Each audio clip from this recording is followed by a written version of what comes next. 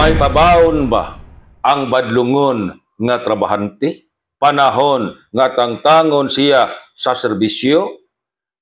Makadaghan na ta makadungog og istorya nga ang trabahante nagsalig kay dugay na kayo sa trabaho, magpasingit na, unya magligoy-ligoy na sa panahon nga sitahon sa supervisor, moderate sa ugingon, tangtanga ko ninyo.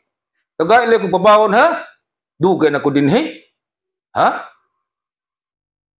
Karon, pananglitan, di na maagwanta ang batasan o pagkabadlungon sa trabahante.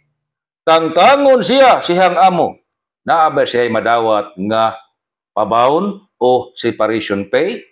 Ang tubagwa under Article 297 sa Labor Code, dunay gi-enumerate nga mga basihanan, gitawag og just causes, makiangayon nga hinungdan pagtangtang sa trabahante.